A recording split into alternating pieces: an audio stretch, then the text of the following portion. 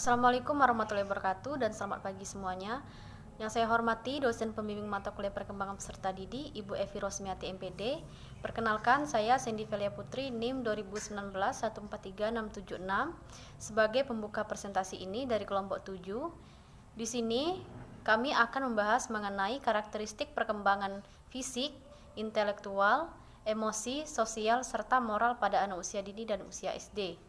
Baiklah, sebelum kami mulai presentasi ini, perkenalkanlah kami dari kelompok 7 yang beranggotakan. Yang pertama ada Yulius Nita, yang kedua ada Arif Kurniawan Fauzi, yang ketiga ada Ranti Ponika Sari, yang keempat ada saya sendiri, Sandy Velia Putri, dan yang kelima ada Nadia Putri Pratiwi. Perkenalkan, nama saya Nadia Putri Pratiwi, NIM 2019143677. Baiklah, saya akan menerangkan karakteristik perkembangan fisik pada anak usia dini dan usia SD. Perkembangan fisik adalah perubahan-perubahan yang terdapat dari diri seorang manusia. Perkembangan menunjukkan pada suatu proses ke arah yang lebih baik. Perkembangan menunjukkan pada perubahan yang bersifat tetap dan tidak dapat diputar kembali, seperti perubahan pada tubuh, otak, kapasitas sensorik, dan keterampilan motorik. Perkembangan fisik anak usia dini. Masa dini usia merupakan masa yang penting yang perlu mendapatkan penanganan sedini mungkin. Beberapa ahli pendidikan berpendapat bahwa masa anak usia dini merupakan masa perkembangan yang sangat pesat dan fundamental bagi kehidupan selanjutnya. Anak yang memiliki dunia dan batu yang unik, yang berbeda dari dunia dan batu orang dewasa. Anak sangat aktif, dinamis, antusiasme, dan hampir selalu ingin tahu terhadap apa yang dilihat dan didengarnya, seolah-olah tak pernah berhenti untuk belajar. Tumbuhan fisik cenderung lebih stabil atau tenang sebelum memasuki masa remaja yang pertumbuhannya begitu cepat. Belajar keterampilan fisik yang diperlukan dalam permainan. Anak pada masa ini senang sekali bermain. Untuk itu diperlukan keterampilan-keterampilan fisik yang tenang. Ini diperlukan oleh anak untuk belajar berbagai kemampuan akademik. Anak menjadi lebih tinggi, lebih berat, lebih kuat, serta belajar berbagai keterampilan. Kenaikan tinggi dan berat badan bervariasi antara anak yang satu dengan yang lain. Peran kesehatan dan gizi sangat penting dalam pertumbuhan dan perkembangan anak. Jaringan lemak berkembang lebih cepat daripada jaringan otot yang berkembang pesat pada masa pubertas. Perubahan nyata terlihat pada sistem tulang, otot, dan keterampilan gerak. Keterampilan gerak mengalami kemajuan pesat, semakin lancar dan lebih terkoordinasi dibanding dengan masa sebelumnya. Kemudian perkembangan fisik anak SD. Anak di masa usia sekolah dasar atau SD merupakan anak dengan memiliki banyak perubahan yang sangat berbeda pada mental maupun fisik, di antaranya berlari, memanjat, melompat, berenang, naik sepeda, main sepatu roda adalah kegiatan fisik dan keterampilan gerak yang banyak dilakukan oleh anak. Untuk kegiatan yang melibatkan kerja otak besar, anak laki-laki lebih unggul daripada anak perempuan. Kegiatan fisik sangat perlu untuk mengembangkan kestabilitasan tubuh dan kestabilitasan gerak, serta melatih koordinasi untuk menyempurnakan berbagai keterampilan. Kebutuhan untuk selalu bergerak perlu bagi anak, karena energi yang tertumpuk pada anak perlu menyalurkan. Di samping itu, kegiatan jasmani diperlukan untuk lebih menyempurnakan berbagai keterampilan menuju keseimbangan tubuh. Bagaimana menendang bola, mengantisipasi gerakan. Pada prinsipnya selalu aktif bergerak, penting bagi anak. Perbedaan seks dalam pertumbuhan fisik menonjol dibanding tahun-tahun sebelumnya yang hampir tidak nampak.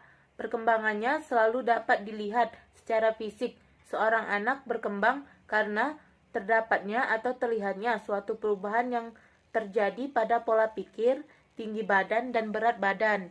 Berikutnya akan dijelaskan oleh rekan saya. Terima kasih. Baiklah, di sini saya akan menjelaskan mengenai perkembangan intelektual pada anak usia dini dan usia SD. Perkembangan intelektual merupakan suatu kemampuan untuk memperoleh berbagai informasi, berpikir abstrak, menalar, serta bertindak secara efisien dan efektif. Perkembangan intelektual pada anak usia dini sangat berpotensi untuk menyerap berbagai hal. Yang pertama, dapat dikembangkan dengan musik, contohnya musik klasik. Dengan memperdengarkan musik klasik sejak usia dini hingga masa kandungan, akan merangsang anak tersebut untuk mengembangkan kognitivitasnya. Kemudian yang kedua, dengan mengajarkan kesenian dan bahasa sejak anak usia dini. Dengan mudah anak tersebut akan mengikuti dan menalar dengan cepat. Baiklah, menurut Piaget tahun 1982, ada 4 tahapan perkembangan intelektual pada anak usia dini. Yang pertama, tahapan sensorik sampai motorik usia 0-2 tahun. Sifat-sifat yang muncul pada anak yaitu berkaitan dengan stimulus sound atau anak-anak berinteraksi dengan lingkungan di sekitarnya. Kemudian di sana anak-anak mulai bertingkah dan menirukan hal-hal yang ada di sekitarnya. Kemudian yang kedua adalah tahapan praoperasional usia 2-7 tahun. Pada tahapan ini anak-anak belum sanggup melakukan operasi mental atau belum dapat membedakan antara permainan dengan kenyataan. Kemudian yang ketiga adalah praoperasional konkret usia 7-11 tahun.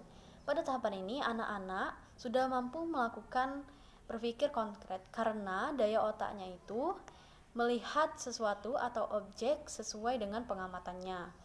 Dapat dikembangkan dengan menambah dan mengurang. Kemudian yang keempat yaitu operasional formal, usia 11 tahun ke atas. Sifat-sifat anak, pola berpikir sistematis, meliputi proses yang kompleks, pola berpikir abstrak dengan menggunakan logika matematika, pengertian tentang konsep waktu dan ruang telah meningkatkan secara signifikan. Perubahan yang terlihat pada anak yaitu anak telah mengerti tentang pengertian tak terbatas, alam raya, dan angkasa luar. Kemudian yang kedua, perkembangan intelektual pada anak usia SD. Sudah dapat mereaksi rangsangan intelektual atau melaksanakan tugas-tugas belajar dan menuntut kemampuan intelektual atau kemampuan kognitivitasnya. Dan ada beberapa perkembangan intelektual pada anak usia SD menurut Piaget. Yang pertama, perkembangan kognitif. Menurut Piaget, anak usia antara 5-7 tahun sudah memasuki tahap operasi konkret atau concrete operation, yaitu pada waktu anak dapat berpikir secara logik mengenai segala sesuatu. Pada umumnya mereka pada tahap ini sampai kira-kira 11 tahun. Yang kedua, berpikir operasional. Melakukan berbagai bentuk operasional yaitu kemampuan aktivitas mental sebagai kebalikan dari aktivitas jasmani. Yang ketiga, konservasi adalah kemampuan untuk yang penting yang dapat mengembangkan berbagai operasi pada tahap konkret. Kemudian yang keempat, seriasi atau runtunan adalah suatu ciri perkembangan kognitif anak usia sekolah, yaitu memahami suatu seri posisi. Seriasi ini juga berlaku untuk berbagai dimensi, yaitu dimensi tinggi, panjang, atau ukuran. Artinya, anak usia SD mampu menyusun benda mulai dari yang paling tinggi sampai yang paling rendah. Kemudian yang kelima, klasifikasi dari objek-objek, yaitu kemampuan untuk memilih subkelompok. Kemampuan intelektual pada masa ini sudah cukup untuk menjadi dasar yang diberikannya berbagai kecakapan yang dapat mengembangkan pola Richter atau daya nalarnya. Baiklah, sekian penjelasan dari saya mengenai perkembangan intelektual pada anak usia dini dan usia SD. Selanjutnya, poin ketiga akan dijelaskan oleh Ranti Ponikasari. Kepada Ranti, saya persilakan. Assalamualaikum warahmatullahi wabarakatuh. Perkenalkan, saya Ranti Ponikasari, NIM 2019-143675 dari Program Studi Pendidikan Guru Sekolah Dasar Fakultas Keguruan dan Ilmu Pendidikan Universitas PGRI Palembang. Baiklah, saya di sini akan melanjutkan penjelasan dari teman yang sebelumnya, yaitu materi yang ketiga. Mahasiswa mampu menerangkan karakteristik perkembangan emosi pada anak usia dini dan anak usia SD. Apa yang dimaksud dengan perkembangan emosional? Perkembangan emosional adalah luapan perasaan ketika anak berinteraksi dengan orang lain. Sementara sosial adalah tingkat jalinan interaksi anak dengan orang lain, mulai dari orang tua, saudara, teman bermain, hingga masyarakat. Mengapa sosial emosional perlu dikembangkan kepada anak usia dini? Karena jika seorang anak tidak mampu mengenal emosi yang dia miliki, maka anak tersebut akan sulit untuk bersosial dengan lingkungan sekitar. Assalamualaikum warahmatullahi wabarakatuh. Nama Yulisnita, NIM 2019-143673. Di sini saya akan menjelaskan yaitu materi keempat tentang mahasiswa mampu menerangkan karakteristik perkembangan sosial pada anak usia dini dan usia SD.